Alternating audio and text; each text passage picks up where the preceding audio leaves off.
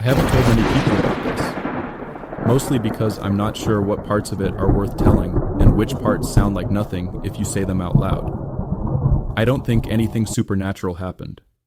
I don't even know if anything illegal happened.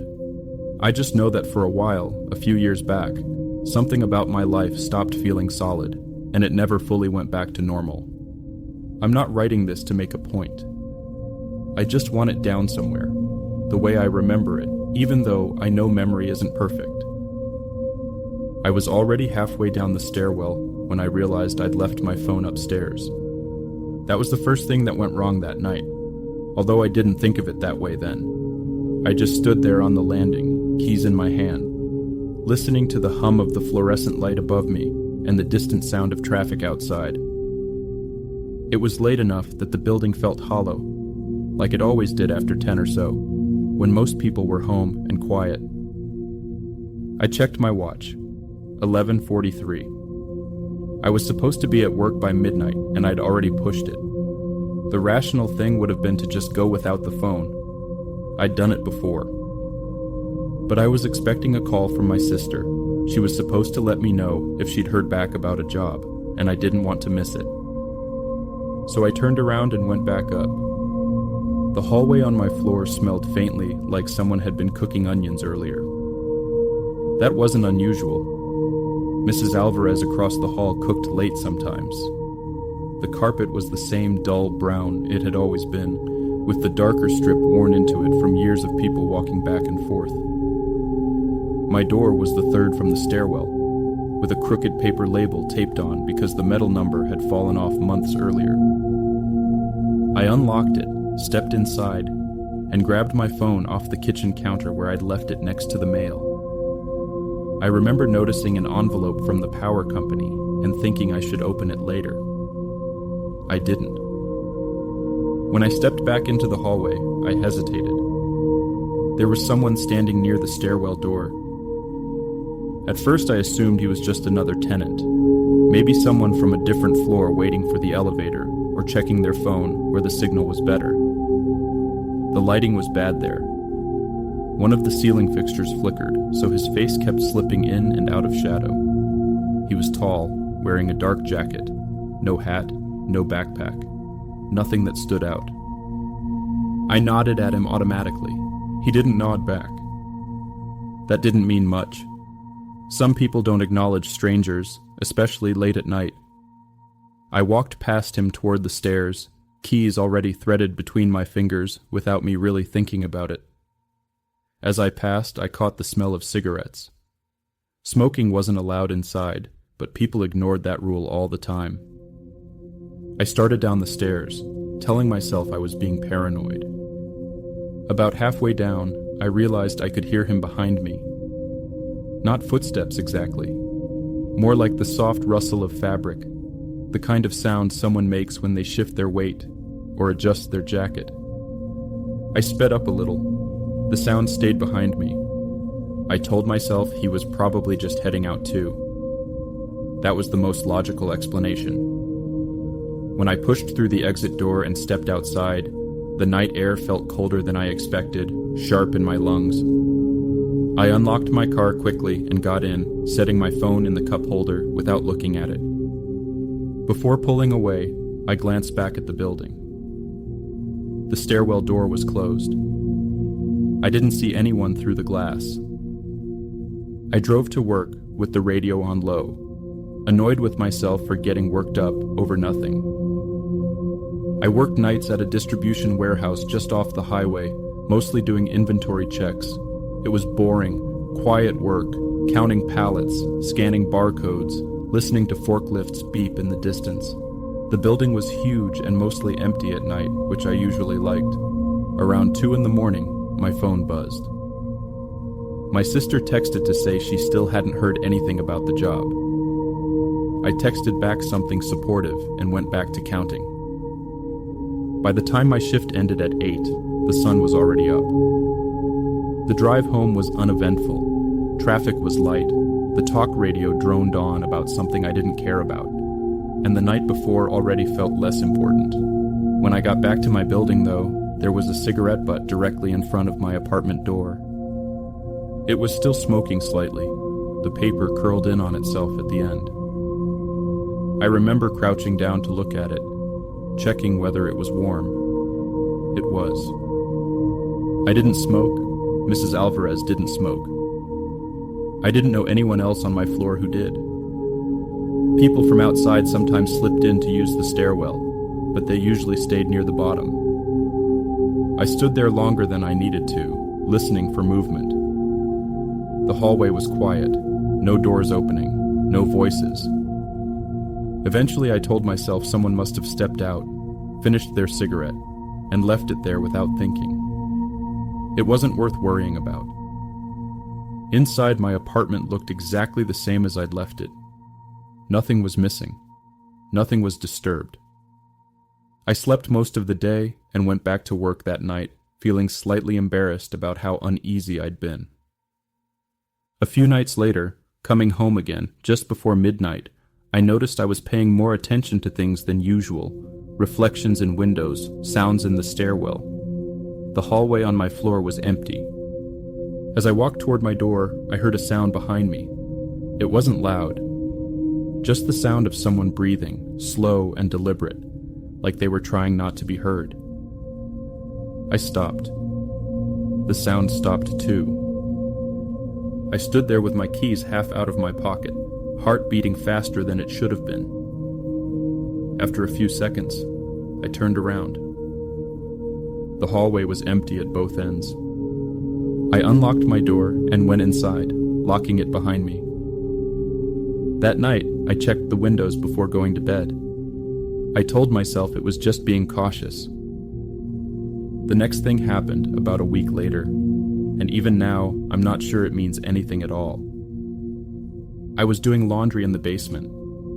The machines were old and loud, and the room smelled like detergent and damp concrete. I was alone, sitting on a plastic chair, scrolling through my phone. At some point, I realized one of the dryers was running. I hadn't put anything in the dryer yet. I walked over and opened it. It stopped immediately. Inside was a single item of clothing. One of my work shirts.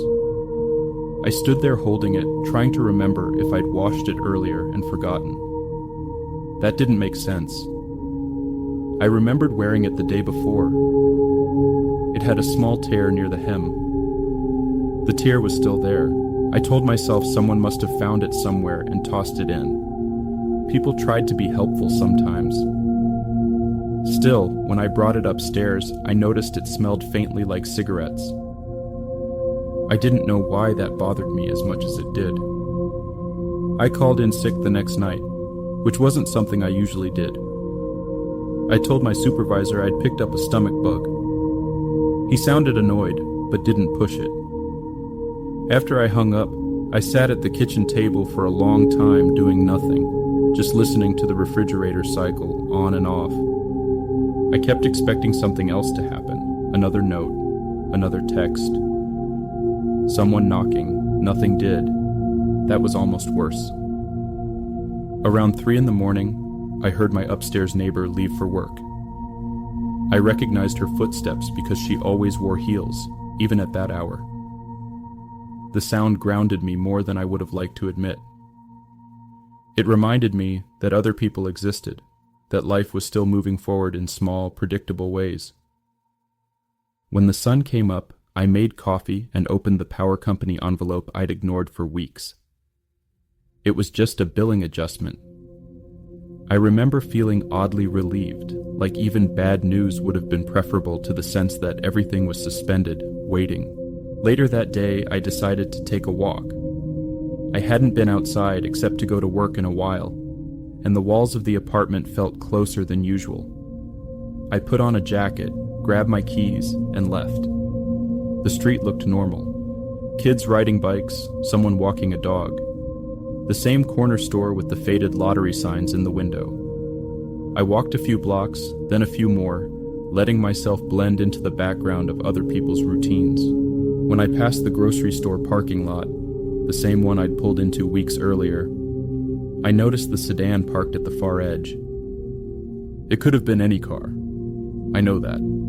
There was nothing objectively unique about it, Still, I slowed down, pretending to check my phone, and watched. The engine was off. The windows were dark. No one inside that I could see. I waited a full minute, then another. Nothing happened. Eventually, I walked on. I didn't look back. That night, I went back to work. I needed the structure. The warehouse was the same as it had always been. Bright lights, echoing space, the steady rhythm of tasks that didn't require much thought. Around 4 a.m, one of the newer guys asked me if I'd been okay lately. He said I looked tired. I told him I hadn't been sleeping well. He nodded, like that explained everything.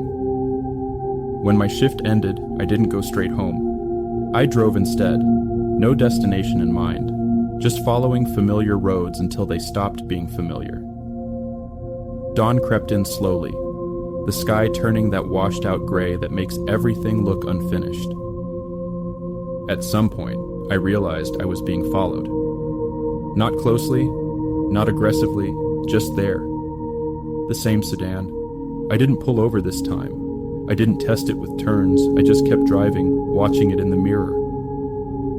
After about 10 minutes, it took a different road and disappeared. I pulled over anyway, hands shaking, and sat there until the sun was fully up. When I finally went back to my apartment, the note on the door was gone. No tape residue, no torn paper, just the door, plain and ordinary. Inside, the camera was still plugged in. I checked the footage from the night before. There were no gaps, nothing unusual, just hours of an empty room. That was the point where I started wondering if I was the problem. I booked an appointment with a therapist through my insurance. The first available slot was weeks out, but just having it scheduled made things feel slightly more manageable. I told myself I could hold on until then. Over the next few days, nothing overt happened. No messages, no notes, no sounds in the hallway. The sedan stopped appearing, or maybe I stopped noticing it. I went back to sleeping in my bedroom. The night before my therapy appointment, I woke up just before dawn, with a very clear sense that someone was standing in the room. I didn't see anyone. I didn't hear anything. It was just that feeling, like when you know someone is looking at you without being able to say why. I lay there, eyes open, staring at the ceiling, waiting for it to pass. Eventually it did. At the appointment, I explained everything as calmly as I could. The therapist listened without interrupting, occasionally nodding. When I finished, she asked me how much I'd been sleeping, how much caffeine I consumed, whether I'd experienced anxiety before. Her questions were reasonable. Her explanations were too. Stress, pattern seeking, hypervigilance, all things that made sense in isolation. I left feeling lighter than I had in months. That night, I slept through without waking. The next morning, I found my spare key on the kitchen counter again. I stared at it for a long time, longer than the first time. I checked the drawer, empty. I didn't panic. I didn't even feel particularly afraid. I just felt tired. I put the key back in the drawer, locked the door, and went to work.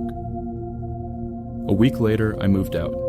I told people it was for a better commute, which wasn't untrue. I found a small place closer to the warehouse, newer, brighter. I didn't give anyone my new address except my sister. Life went on. I still think about that period sometimes, usually late at night when things are quiet.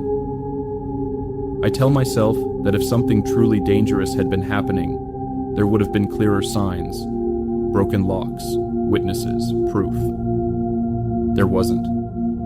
But every now and then, when I'm coming home late, I'll notice a car parked across the street, and I'll feel that same tightness in my chest. And sometimes, when I wake up in the middle of the night, I'll check the locks even though I'm sure they're fine. I don't know if that means something followed me, or if nothing ever did. I just know I never found out how the key kept moving, and I stopped looking.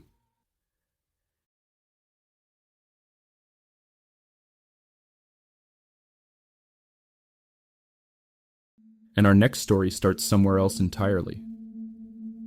I was already late when I noticed the voicemail.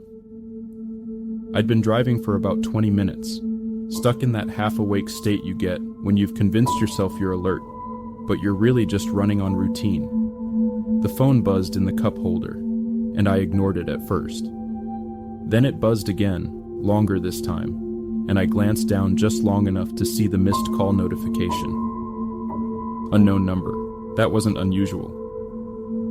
I did contract work back then, overnight cleaning jobs, mostly empty office buildings and medical suites, and the dispatch service used different numbers depending on who was on shift. I figured I'd listen to it when I stopped.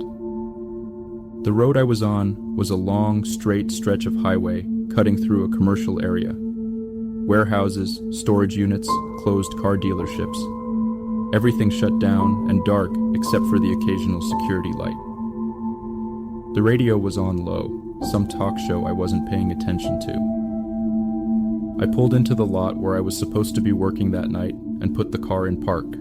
The building was a low concrete office complex, 3 stories, mostly empty since the company downsized.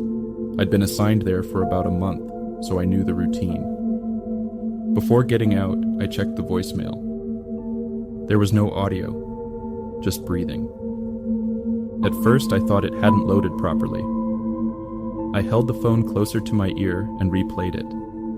Same thing. No background noise, no traffic, no voices. Just slow, steady breathing, like someone holding the phone too close to their mouth. I checked the timestamp. It had come in while I was already driving. I told myself it was probably a pocket dial or a glitch. The system did weird things sometimes. I deleted it and got out of the car. The job itself was uneventful.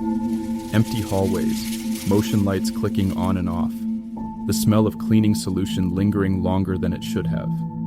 I worked my way floor by floor, listening to podcasts through one earbud, trying not to think about how quiet the building was. Around 2 a.m, I noticed the phone vibrating again in my pocket. Same number. I let it ring out. A minute later, another voicemail notification. This one had audio. "Did you get here okay?" The voice was calm, male, neutral. No accent I could place. It sounded like someone making polite conversation, the way you talk to a coworker you don't know very well. I stood still in the hallway, mop in one hand, phone in the other. The message ended there. I checked the call log, still an unknown number, no dispatcher name attached.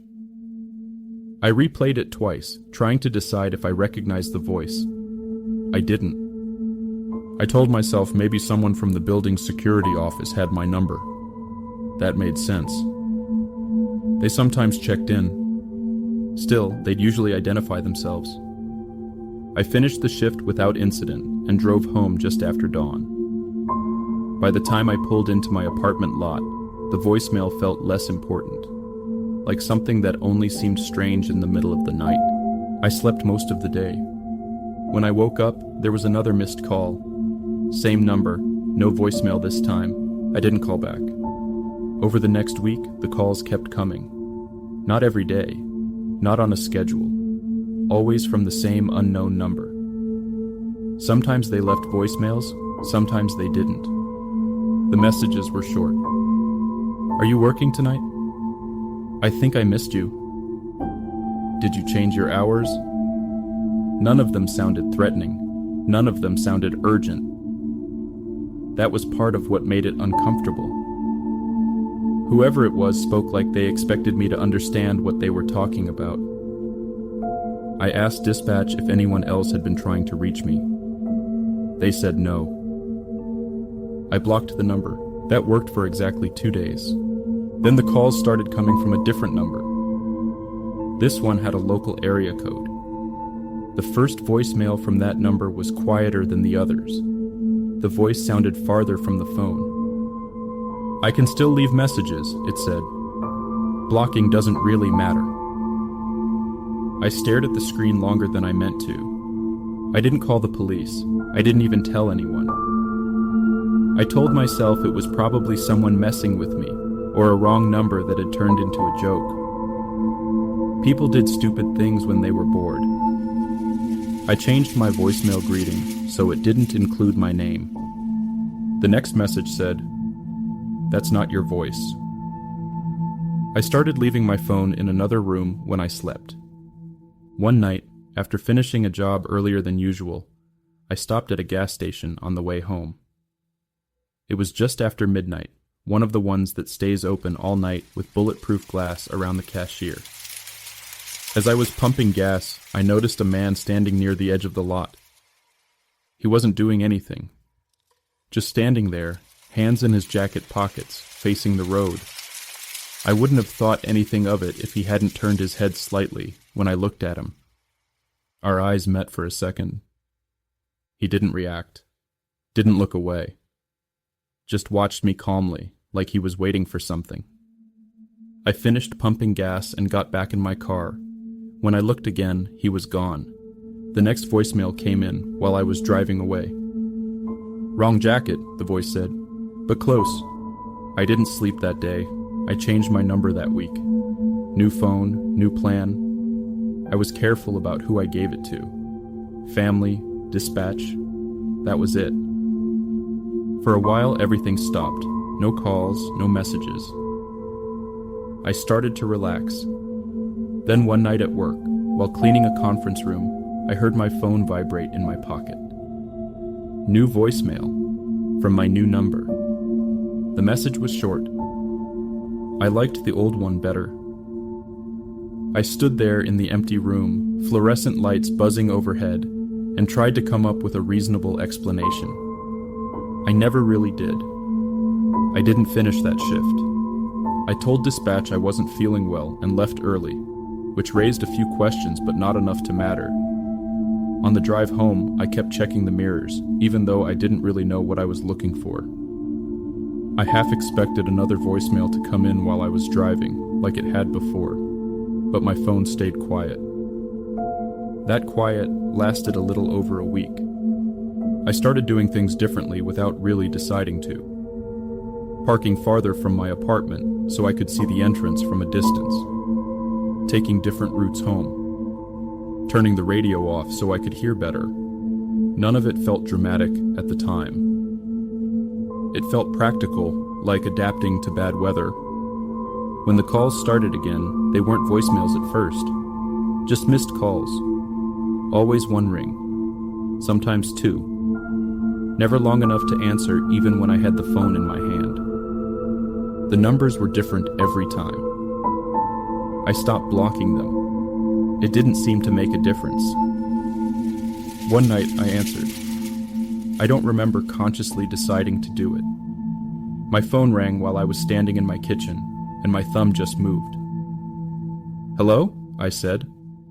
There was a pause, then the breathing again, closer than before, louder. "I wasn't sure you'd pick up," the voice said. It sounded the same as before, calm, mild, almost friendly. "Who is this?" I asked. Another pause. I could hear something in the background now, traffic maybe, or wind. "You know," he said, "I think you do." "I don't," I said. My voice sounded steadier than I felt. "That's okay," he replied. "You don't have to yet." I hung up. My hands were shaking, so I sat down at the table until it passed. I told myself I should report it. Harassment, stalking, something. But I still didn't have anything solid, just calls, just words. The next day, someone left a note on my car. It was tucked under the windshield wiper, folded once. Plain white paper. No handwriting I recognized. It said, "You parked crooked today." I checked. I had parked crooked. Not badly, but enough that it stood out once someone pointed it out. That bothered me more than if the note had said something threatening. It meant someone had watched me park, had been close enough, long enough to notice. I started parking in different lots, different streets. It didn't help. A few days later, I found another note. This one on my apartment door. "You sleep on your left side now." I stood there in the hallway, reading it twice, then 3 times. I tried to convince myself it was a guess. Lots of people sleep on their left side. Except I'd only started doing that recently, after my shoulders started acting up. I went inside, locked the door, and checked every room. Nothing was out of place, nothing missing. That night, I put a chair under the doorknob like something out of a movie. I felt stupid doing it. I still did it. The calls escalated after that. Not in frequency, but in familiarity. Did your shoulder feel any better today? You should throw out that milk. It smells. I don't like that new route you're taking. It's harder to keep track. That one made my stomach drop. I stopped answering. I stopped listening to the voicemails. I let the notifications pile up until my inbox was full. One evening, when I got home from work, my lights were on. I was sure I'd turned them off. I stood outside the door for a long time, key in hand, listening. I couldn't hear anything inside. When I finally went in, the apartment looked normal. No signs of forced entry, no open windows. On the kitchen counter was my phone. Not the one in my pocket. My old phone. The one with the old number. I hadn't thrown it away yet, but I kept it in a drawer, powered off. It was powered on now. There was one unread voicemail. I didn't play it. I sat down on the couch and tried to breathe normally. I told myself there had to be an explanation. Someone could have stolen it earlier and returned it. Someone could have broken in without leaving a trace. Those things happened. None of them felt convincing. I left that apartment the same night. Grabbed clothes, my laptop, my wallet. I didn't pack carefully. I just needed to be somewhere else. I stayed with a coworker for a few days. I didn't tell him everything, just that someone had been bothering me and I needed a place to crash. He didn't ask many questions. The calls stopped again. Longer this time, almost a month.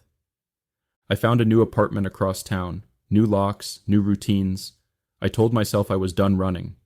The first call at the new place came in at 3:12 a.m. Same calm voice. Better layout, he said, but the walls are thinner. I lay there in the dark, phone pressed to my ear, listening to him breathe, and tried to decide whether it was worse to hang up or to stay on the line. I never really figured that out. The calls didn't last much longer after that. They tapered off, became less specific, then stopped entirely. I still don't know why. Nothing ever happened that forced a conclusion. No confrontation, no arrest, no explanation that tied it all together neatly. Sometimes I'll wake up in the middle of the night and check my phone, half expecting a missed call from a number I don't recognize. There never is. But every once in a while, I'll notice something small that doesn't line up. A detail that suggests someone else knows my routines better than they should. And I'll find myself listening, just to make sure I'm alone.